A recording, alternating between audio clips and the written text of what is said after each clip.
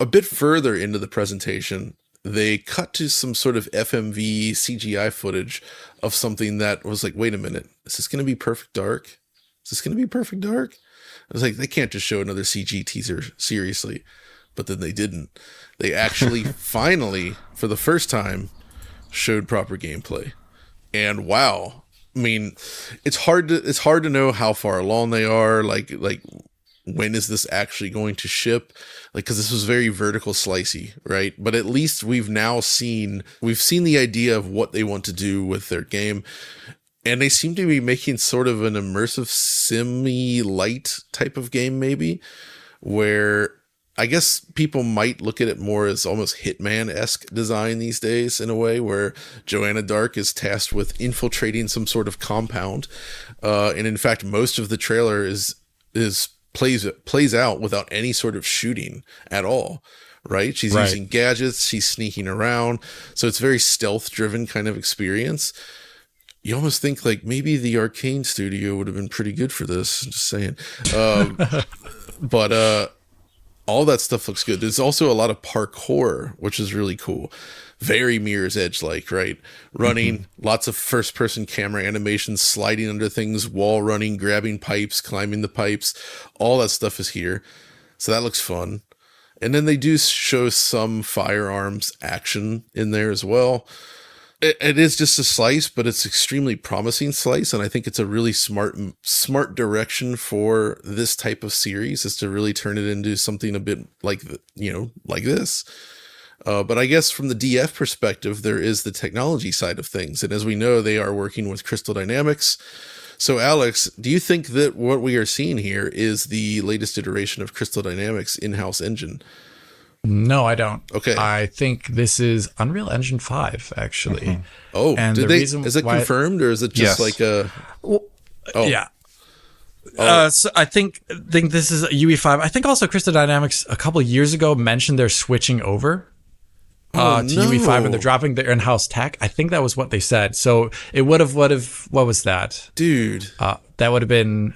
What is the name of their internal tech? I can't remember, but that's... Is it Dawn? It Dawn? You're breaking my heart in real time, Alex. Oh. I'm really sad because I liked their tech.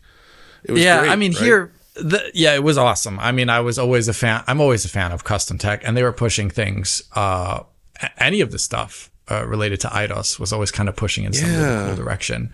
And here, though, there is a number of scenes. For example, there's like a back alleyway scene after Joanna uses the voice print to get into a restricted area, and it's completely indirectly lit area minus some local lights. And there you can really see what I think is Lumen in action, giving skylighting with shadows. And I think that's all throughout the trailer. There's also a moment when a door is barged down, maybe I'm a little bit mistaken about the door being barged down. Yeah. But there's a hallway indoors, and there's sunlight coming in from the left-hand side, hitting a tiny patch of the right-hand side wall. And if you look at the left wall, there's fizzle of GI noise, of like RTGI noise, but also you can see that some of that RTGI, based upon maybe it being a concave shape, is only in screen space, because Lumen has that issue. Like when the camera turns, you can see it disappear, some of that lighting.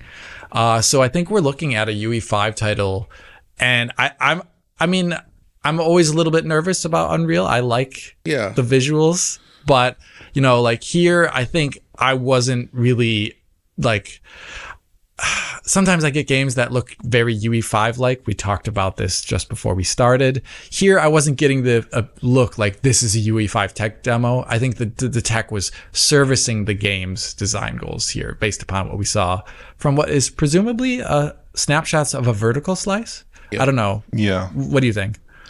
Well, it certainly felt a little vertical slicey to me, just like the way that it's kind of cut together, the way that it seems like archetypical gameplay, like this is how the player is going to experience the game, that kind of stuff. So I did think that, and for sure it's pretty obviously UE5. I also spotted that bit of lumen noise in the hallway, and the shadows are like virtually perfect in that classic like VSM way, and even like there's like a bit at the end with a grass on screen, like this really nice looking very fine grass where all the individual blades are perfectly shadowed, and you're really not gonna get that else with too much other technology.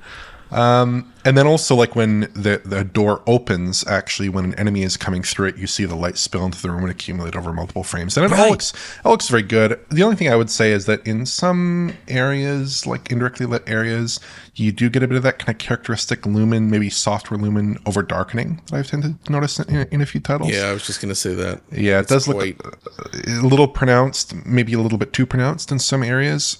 I would rather have some more obvious occlusion than no occlusion, to be clear, because I think it, give me a dynamic image over a really flat one, but I think probably it should be a little bit in the middle there.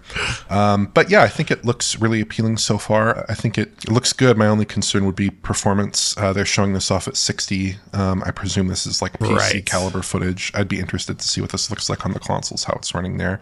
Obviously, this game is probably a bit out. Actually, they don't even specify a release window, which I think this is the only game not specify a release window. So I'm thinking probably 26 if I had to guess. And oh, wow. yeah. If the game also had a little bit of some documented or rumored development issues, this seems on the right track, but maybe it's just a little bit behind where it might have otherwise been. There. Yeah. I think it was announced in 2018 originally. Wow. That was that weird UE based, I think it was an Unreal Engine based trailer that showed off the fact that takes place in Cairo, this initial mission, I believe it looks like Cairo. I think that initial trailer did show that off. There's like pyramids in it at one point. There's something about the lighting here that keeps reminding me of the original Battlefield 3 trailer. Because it's set in sort of a deserty environment. When they have the light pouring into the room, it's at that really strong, bright bluish white kind of glare, and then the sandy surfaces everywhere. It's interesting. Yeah. The one thing that I'm like, just to talk about design, because tech wise, I think we have a good look at it. Design wise, I'm very excited for this because there's always a question like, how do you bring this older franchise back to the modern era? I don't think a lot of people are very interested in I am the original like Perfect Dark or even Perfect Dark Zero to a certain degree. Like I don't think a lot of people are interested in that. Like you have a gun on the screen and there's a handful of gadgets, but the missions are, at least in the first Perfect Dark, a little bit unstructured. But if you go back in time, that's kind of simple gunplay. You just stop, you aim, you shoot someone in the foot, like hand, whatever, the gun pops off. And it was interesting. And the levels are kind of small, contained areas where you have a little bit of freedom of choice. I don't think that works for a lot of modern audience. And I think them bringing it more in this immersive sim stealth, and maybe even with the mix of parkour to get around the environment better, definitely jives more with modern sensibilities. And I think it's a great way to take an IP which otherwise may not have a lot of interest in it, because a lot of the people that played this game don't play games anymore. Maybe, how do you excite people about a really dormant IP? And I think not a lot of people are making immersive sim style games. There's one Mirror's Edge game that everyone really knows. A lot of people didn't play the sequel. I liked it. So I think this is a great way to reintroduce the world to whatever Perfect Dark can and should be, and keeping it spy-like. And I'm very excited for it as a result of this. This trailer was probably my highlight of the show, actually. Oh, wow. Yeah. Definitely a top one. But gosh, beyond the Crystal Dynamics situation, but then also I was just thinking we've also lost the Dawn engine, I believe, which was the Eidos Montreal. The Eidos one, yeah. Which I feel like the visuals here look like what I would envision an evolution of the Dawn engine to look like somehow. Yeah, Dawn and Deus Ex Mankind Divided was really good looking. So still, if you load it up now, it's very, very good looking. This did remind me a little bit of Mankind Divided. I'm not sure if they'll do the same kind of like central city kind of concept that you had in that title, but that would be interesting if they're like setting it. Yeah, hard to say based on this for sure, but that'd be interesting. Actually, that would be quite a change, but that could be really interesting. I'd like to see that. Yeah, we'll see what they do though. I really hope this turns out because it's extremely promising.